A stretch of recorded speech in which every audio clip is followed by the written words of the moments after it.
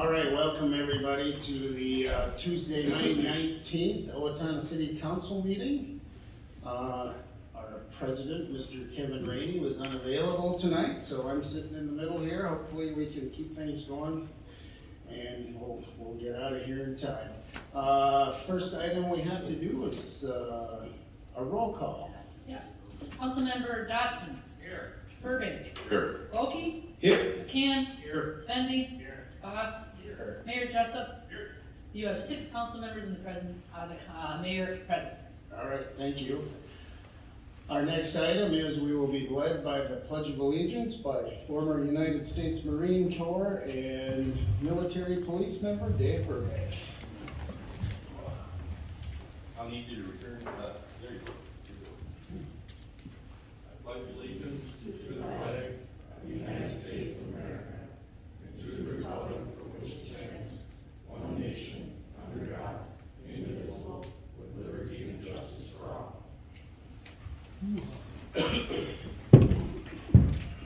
All right, thank you. Our first item tonight, 1.1, is to pass the council agenda. I don't believe there's any changes on the agenda. Also, President, I think we need to pull item 2.4.5 off the agenda. 2.4.5. We'll have that postponed, please, until the next meeting. Okay. We are eliminating item 2.4.5. Anything else on the agenda? Confirm, are we good with the fire truck being on or are we pulling that? We need to pull item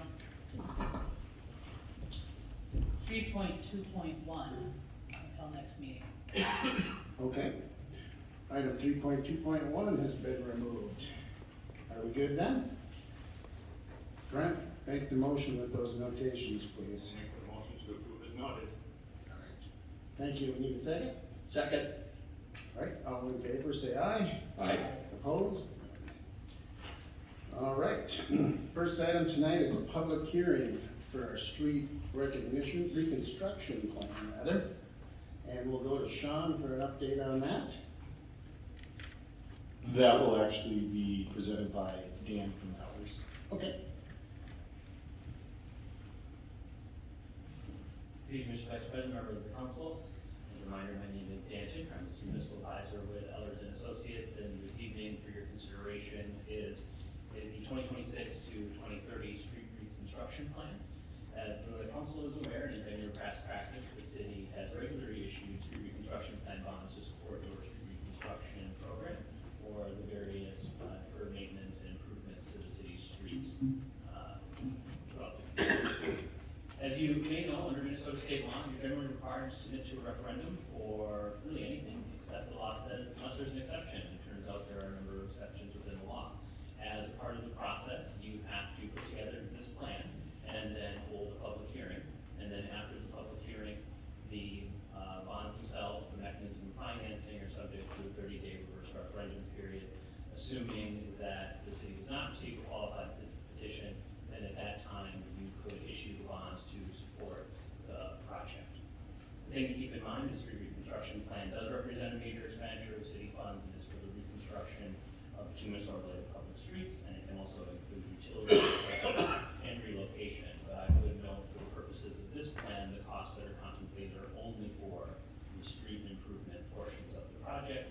Any utility or other costs would be funded by other city funds. As a result, the current plan calls for expenditures that may not exceed $1,520,000,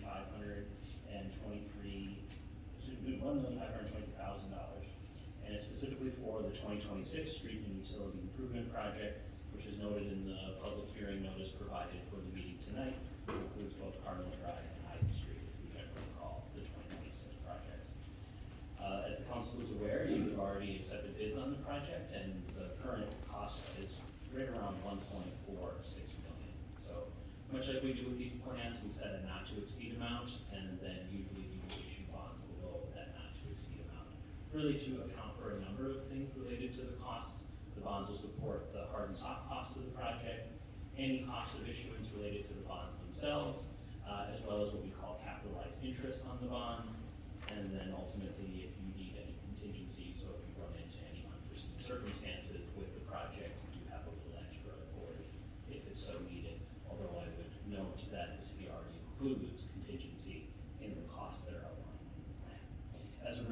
the total not to exceed amount for the bond is $1.6 million.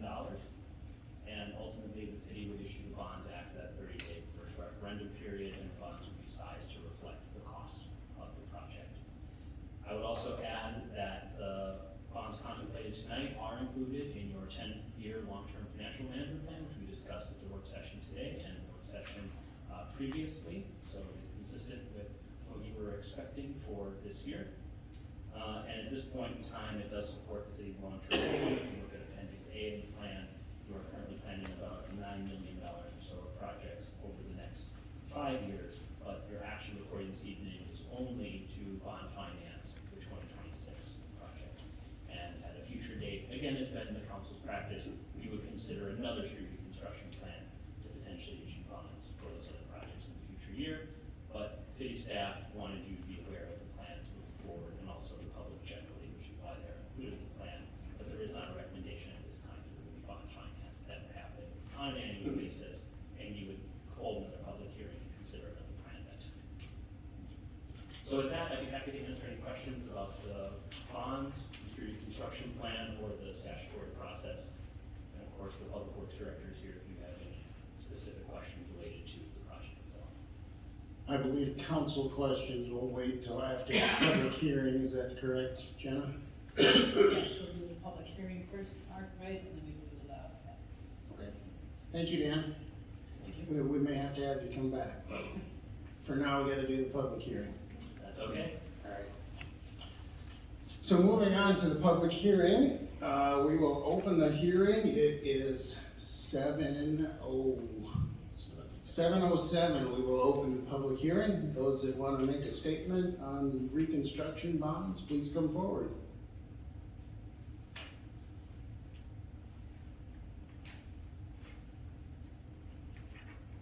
All right, well, seeing no one coming forward, we'll look for a motion to close. A second? Second. All right, any questions on that? All in favor say aye. Aye. Opposed? All right, so the public hearing is closed at 7:07.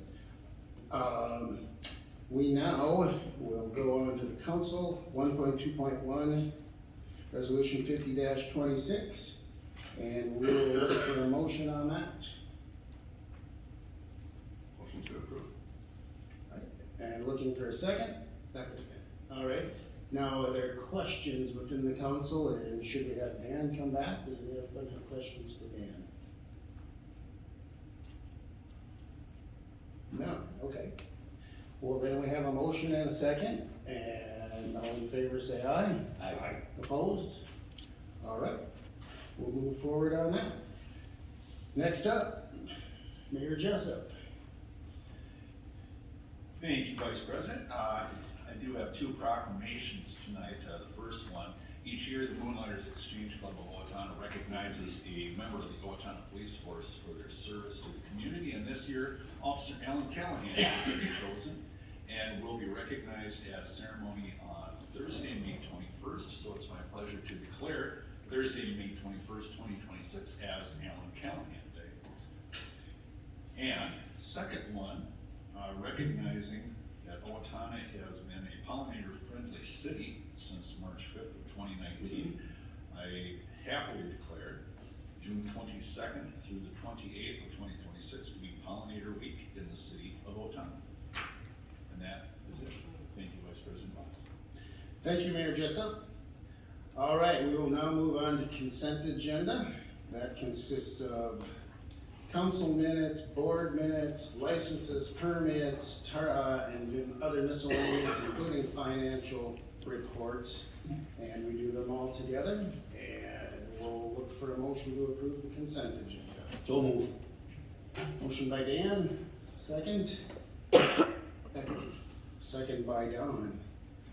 Any questions, comments? Brent? Mr. Boss, I need to know my involvement in item 2.3.5, the spring and summer event fairgrounds. Just making that note for the record. All right, thank you. Any other comments or questions on consent agenda? We have a motion and a second. All in favor say aye. Aye. Opposed? Very good, thank you. We will now move on to action items. First of all, we have an ordinance, and we will go to Mr. Walbrand for this. There have been no changes in the ordinance there are no changes in the ordinance. Okay, this has to do with the fee for having a loudspeaker or whatever. Correct. Alright, Yes, okay. So this is an ordinance, which we take a roll call vote for. Councilmember Dotson? Aye. Burbank? Aye. Bulkey? Aye. Ham? Aye. Spendy? Aye. Rainey? Boss? Aye. You have 6 days. All right, thank you.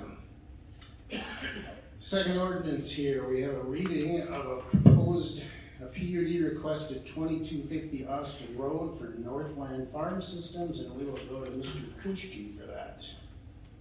The request in front of you is RZ-11 for a zone change from B2 to a PUD for Northland Farm Systems located at 2250 Austin Road.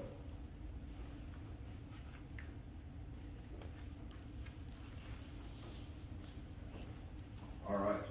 The request in front of you this evening is for construction of a new building on the property that they'll be relocating some services. So since Northland moved into this property approximately 10 years ago, they've been expanding their business from since when they were located out on Old Highway 14. As part of this request filed by John Schulte, Jones Howard Smith on behalf of Northland, they're going to be constructing a new multi-use building in roughly this area right here. That's the chance.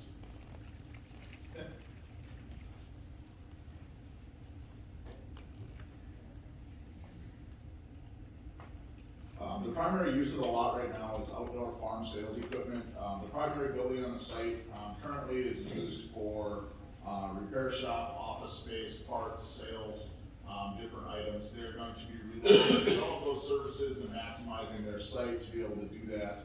The property currently has two 9,000 square foot and one 4,800 square foot buildings that are used for storage and washing bays. Both of those two buildings, the accessory buildings to the north, were built through conditional use permits in 2014 and 2016 that were approved. In 2016, with that request, there were 6 temporary shipping containers located roughly in the middle of the property. Those containers will be removed with this project on the property, and we've talked with the property owner on that. As far as the new proposed building, they're proposing 10,000 square foot mixed use building, number of different uses from office to showroom storage purposes. It'll be constructed similar to the other existing buildings on the property, but it will have a number of windows along the east side and the second level as it moves forward. They'll have an 18-foot sidewall along with a 312 roof slope, and then the building will maintain that 30-foot setback that's required along Austin Road, as all of our commercial properties do.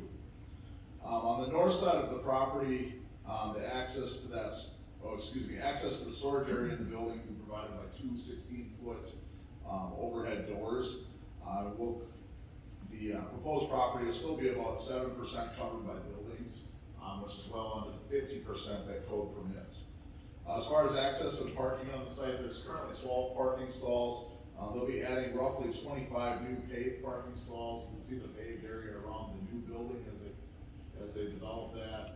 And then in working with staff, the applicant is also proposing as a requirement of this that they'll be paving the access drive off of the north on 22nd Street.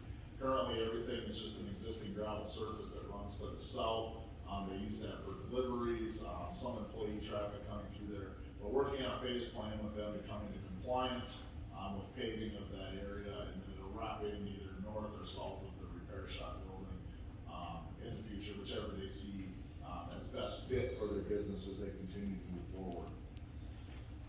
Staff did meet with the applicant on Monday, May 11th to talk about these options as well as the other conditions on the property.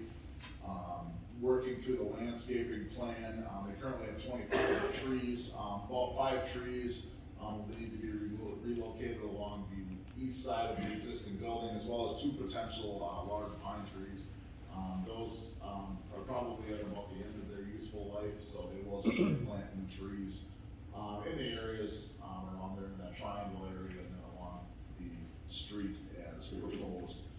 There are a number of utilities that run in that ditch there from water, electric, gas that make, planting closer, between the building and Austin Road more difficult. So they'll probably just relocate those. The northern area of the property is currently used for staging. At one point in time, it might have been a storage area, but they use that for staging as it comes in. If they've got a trailer that's something that comes in, they'll stage it there, move it into the repair shop or waiting while they're waiting for parts. None of it's long-term. It's just a place to move stuff out of the way that they can continue to their operations and get to that piece of equipment as soon as they can. With that, staff has received no public comments on this. There were no comments at the planning commission, and staff and the planning commission are recommending approval of the PUD, of the rezoning to PUD for 2250 Austin Road with 8 conditions. One, all storage containers must be removed from the property prior to the CO issuance. 2, all future additions will require approval through a PUD amendment. 3, driveway access off 22nd Street Southeast shall be paved within 5 years of the effective date of the ordinance. 4, all items in the city engineer's memo shall be addressed.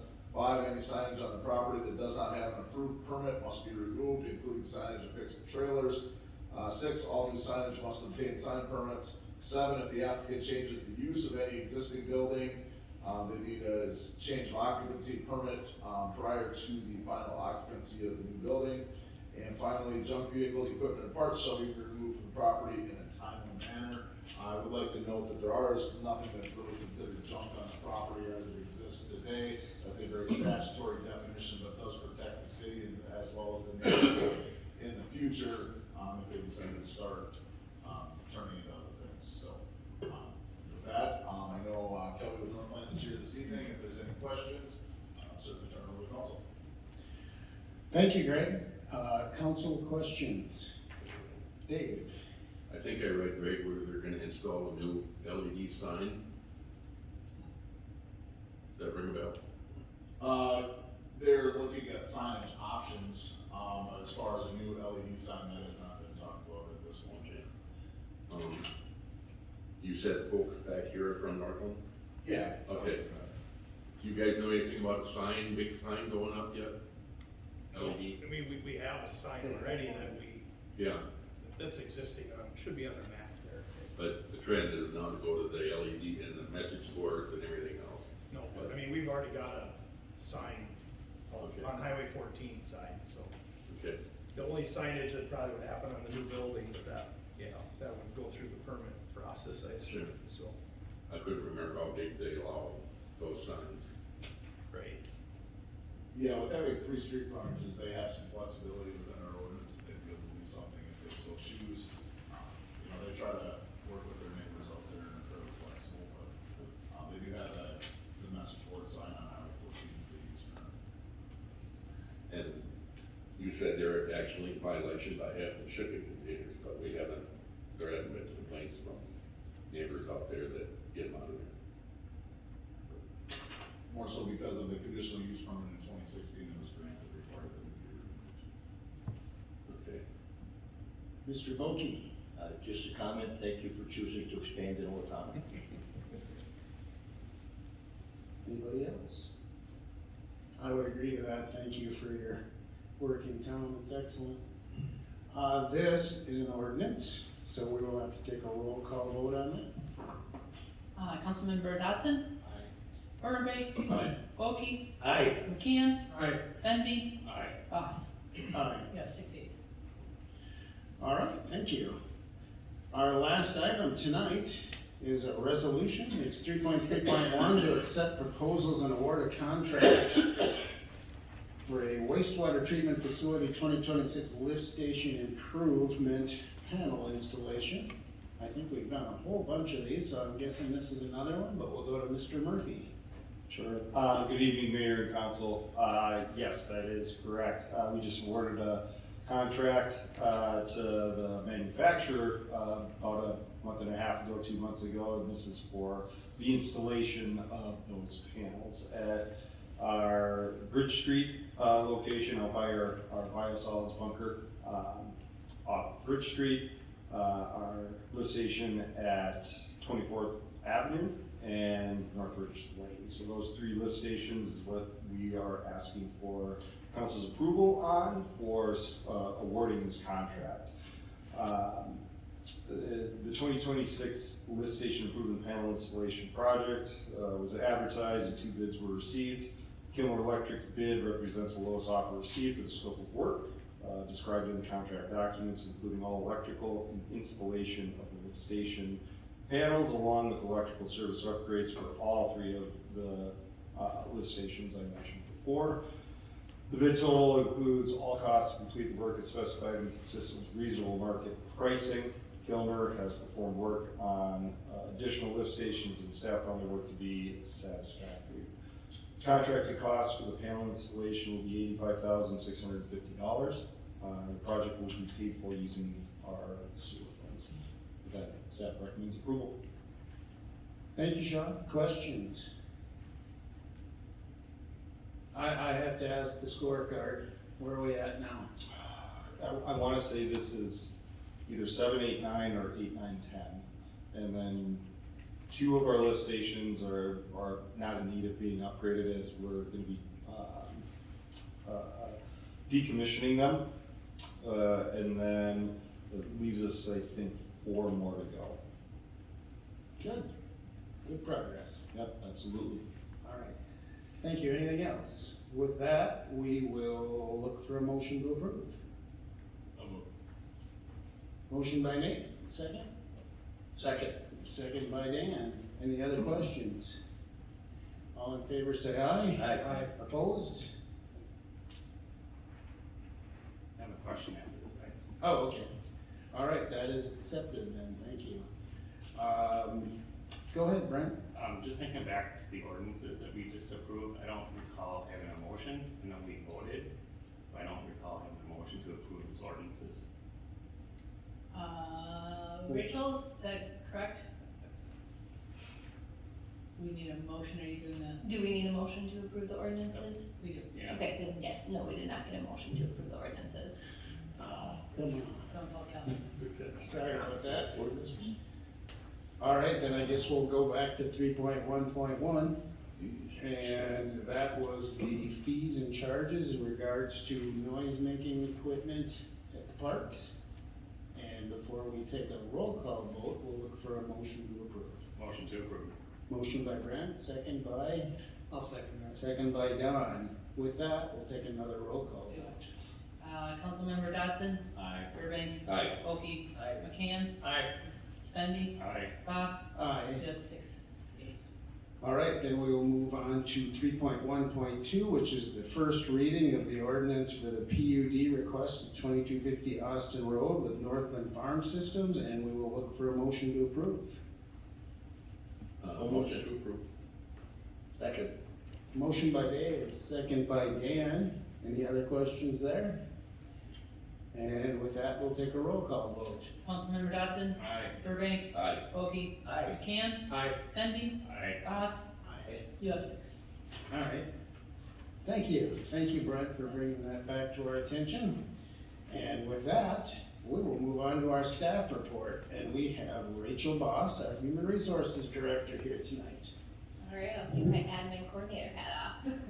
Need some practice in that one still. So, I think Jackson's pulling up my beautiful PowerPoint. So, good evening, all of you. HR has been very busy, but to keep it nice and short, so that we all like it, and some fun pictures, we'll just quickly go over the 3 updates that we have here at the city. Do I need a clicker? Okay, perfect. So, including our seasonal hiring, kind of where we're at with that, some staff development, things that we've been working on, and then our Health ASU program and where we are going with that. So throughout the summer, it's a very busy time here at the city, and we could not do it without the help of a lot of many departments and our seasonal staff. So throughout the summer, we hire over 150 seasonals, and to just give you kind of an overview on what those all entail, We have 5 interns, 7 coordinators, 26 maintenance workers, including streets, parks, golf course, and government buildings. 41 guest services in the water park, Lake Homeyer, Brook Tree, tennis and pickleball center, and social commons and our programs. 9 guest services leads, 6 head guards, 35 lifeguards, 13 water safety instructors, 4 program leads, and a weed and nuisance inspector. So we have a lot that takes the city to get going in the summer. I would like to also point out that a lot of these positions are held by seasonals that hold lifeguards, WSI, multiple positions throughout the city. With that, we also have a lot of staff development going on. We're working intentionally on stronger communication, improved teamwork, and more self-aware leaders and employees. So to help every department function more effectively and support better service delivery to our community, one big improvement that we had was our new NeoGov and Learn and Perform system. As you can see on the screens is some samples of what those look like.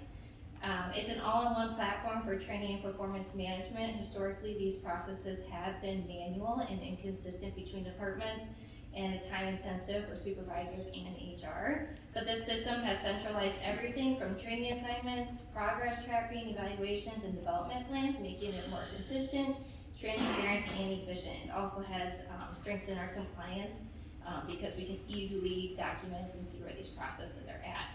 So the city has been working intentionally on stronger communication, improved teamwork, and self-aware leaders and employees through these processes. Lastly, we have our new Healthiest You program that we launched in August of 2025.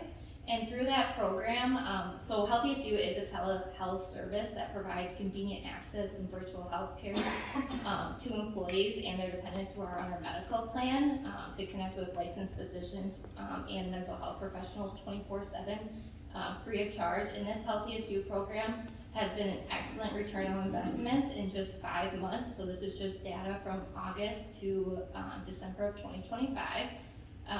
The annual cost is approximately $13,000 that we invested in it for a year, and it's already seen an $18,897 net claim savings for the city, which has meant that the program has paid for itself already, and that was just within that 5 months. This also continues with savings for general medical visits, mental health support, dermatology consultants, and nutrition visits, as shown on the screen. We've also seen a average wait time for employees that use this program is just 8 to 12 minutes, which is a lot of time saving rather than going in to see a doctor, which also saves time visit from employees leaving from work and having to spend those times in waiting rooms. And as well as helps with our claims, bringing those down because it also tracks the time that where else they would go if they did not use this service, including emergency room visits, urgent care, and primary care visits into that cost savings. So overall, it's been a variable value for the city. And that's all I have today. Any questions? Thank you, Rachel. Questions for Rachel? I know you didn't talk anything about it tonight, but how does our paid time off stuff go? The Minnesota paid leave. Yes.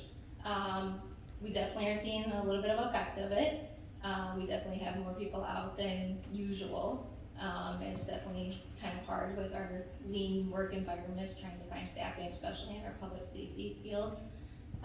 But we're doing our best to really push employees on cross-training and working on succession planning and making sure that we have employees to fill in if someone does need to step out and what our backup plans are, so we're prepared and not, we're being proactive, not reactive, but we are seeing an effect of it. How about when you talk to your peers over a cup of coffee in other cities? Do they say it's going good, it's going poor? Everyone's seeing a big hard effect on it. Each month I have monthly meetings with local HR professionals, and it's the topic that everyone always wants to bring up, and it's very hard on a lot of companies with seeing a lot of employees go out a lot more than usual, but it has also been a benefit for employees as they're able to take the time that they need. But with it kind of picking up a little bit more, having a private vendor has been very, very helpful for us. We started off the year with about 5-week turnaround for employees receiving payments for those claims, and then by now we're getting about a week turnaround by the time they get all that approved paperwork, whereas the state plans are still having a lot of backlog. So those about, I think 80% of employers did go with that state plan, and they're feeling a lot of headaches from that. So at least we're on that good side of it. And we did get a better rate than the state plan as well, just a reminder. Just one more comment for our constituents. It's, when we're running so lean like we are, this paid leave thing, for instance, at the fire hall, we've got 8 full-time firefighters. I believe 2 of them are gonna overlap for a little bit, for a week or 2, with some paid leave coming up. So all of a sudden, rather than 8, we're down to 6. Our police officers are continually thin. And, you know, earlier, you maybe saw us looking for some help in different departments. And part of it goes back to this paid time off stuff, is that we just can't run that thin if people have the opportunity now, and rightly so, to take this time off. I mean, if Greg would go down, we've got him, but after that, you know, I mean, we're pretty thin. We're down 2 firefighters, not all together, but, you know, it's, when we ask for more help, that's part of it goes back to this. Dave? I think the state, when they implemented this, kind of a trial for the year, and obviously there's been a lot of repercussions, pushback and everything else. Who knows what the ending dollar figure is gonna be. Too bad Representative Sexton had to leave, or he'd have been a good guy to pound this info into him so he can take it back to St. Paul, you know, and let them know our opinion down here in southern Minnesota. Yep, and I have my ways in sharing our information as well as our opinion on it. Who has? We are also sharing our opinion on it Okay, with them. thank you. Anything else for Rachel? Thank you. Very well done. Thank you. All right, this brings us to our public comment time. Please limit your comments to 3 minutes. Approach the microphone, sign in, state your name and address for the record, being acknowledged by me. Speakers will be limited to 3 minutes to deliver their comments. Those speaking are asked to conduct themselves in a respectful manner as they deliver their comments. Audience members are asked to refrain from reacting to comments. The City Council will not respond directly to comments in this venue or take immediate action in response to them. With that being said, the microphone is open.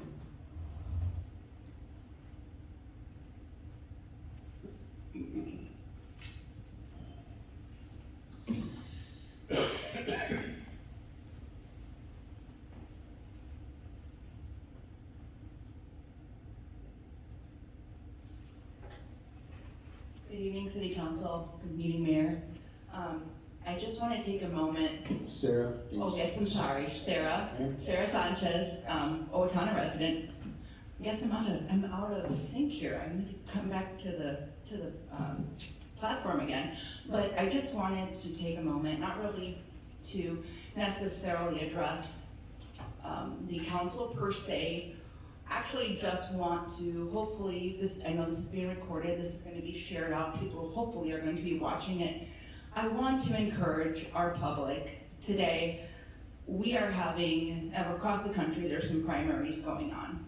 We get to sit and have, I think, an honor to have meetings such as this. We're afforded this by our Constitution, by our forefathers who did a lot of work to get to this point. I want to encourage our public and thank those who did show up.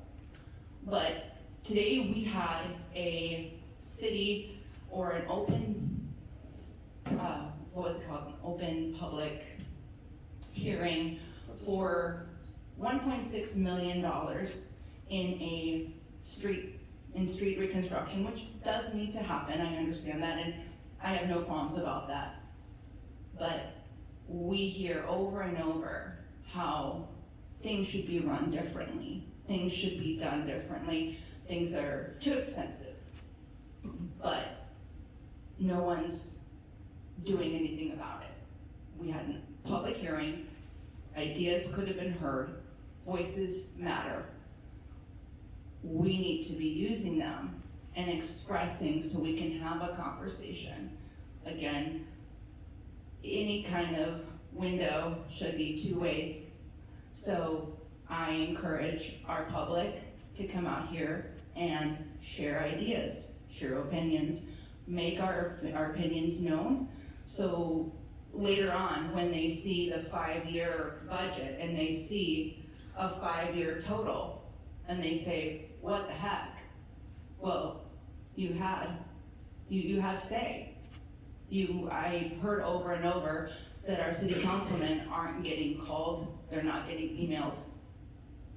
You know, I think we have the opportunity and we're not taking it. And I think it's a missed opportunity is all. And like I said, it's not really against you guys. I think we should be working more with you guys instead of complaining later on. So that's just my 2 cents, and I'm hoping that the public who will watch this will engage a little more. So thank you everyone for being here tonight. Thank you. Thank you, Sarah. Just in time. Anybody else?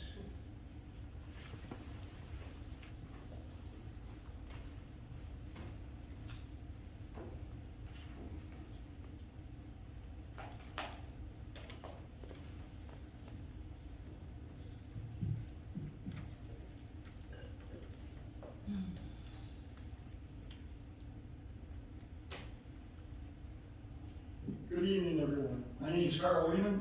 I live in Owatonna, just across the hill. I'd like to start off by saying that we had that library discussion a week or so ago, and that went great. It was one of the times where I got to talk to several people that rather get up here, boy, nobody will answer a question or even look at you sometimes. So I think that was a great open discussion that we had there. But moving on from that, with the proposal for the police and fire station, not that anybody's against it, it's the price and the location. That's the thing we gotta keep in mind. I heard that so many times as we collected signatures. You know, people said they wanted it, but not at that price or location. Too historic to have it at West Hills. So that's something to think about. And, you know, we collected over 2,700 signatures and only needed 721. So you can see that was quite outstanding. If you're gonna put it up for a vote in November, it's just gonna be the same way. Nobody's gonna vote for it. So at this point, I'm recommending, don't kick the plan, not can the plan down the road, because that's basically what you're doing by doing it for an election, because it won't happen again. Spending that kind of money for that and everything. This past month, another business in Owatonna shut down one of their divisions and moved it to Ohio. Said the taxes are getting too high. And they said, we aren't laying off people, but they have the opportunity to move to Ohio, or they would be laid off. So that's one way to get around it, and one person did take him up on that, because he wasn't originally from here. I don't know if anybody else did, but that's what I heard about. Also, we talked about the roof on the police station. Personally, I've not been in there to see it, so I don't know how bad it is, but I gotta think about it. If my roof leaked on my house, I would get it fixed right away. Why this didn't happen, I don't know. Right down the street from us, not too far from here, True's Hardware, Quanix, Ansbury as it was called. I've seen their roof, people work on it all the time it seems. So I asked somebody that's worked there for 30 years. He says every 3 to 5 years we gotta repair the roof because the land keeps shifting. And that's normal sometimes. I don't see them tearing down the building because it was doing that. So. Thank you, Carl. Sorry. Thank you. Oh, one last thing I'll recommend. Oh, no. Cherry Blossom Festival out in Washington. We could have had the Apple Blossom Festival last week. There's over a dozen trees out here that were blooming.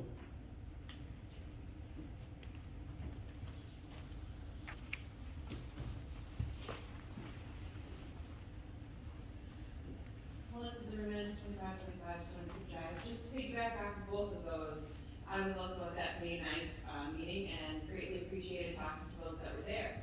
I was told that we would see more town halls happening, more communication, more public input.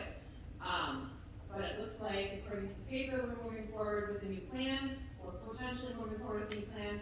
Based on today's financial management plan, it looks like we're gonna split it into 2 projects over 2 years. I just have one question. Where was the public input? When can we expect those town halls? Are they gonna happen? I hear decisions are supposed to be made next month. When can we expect to have our input? Thank you. Thank you, Melissa. Anybody else in the audience want to address the council tonight?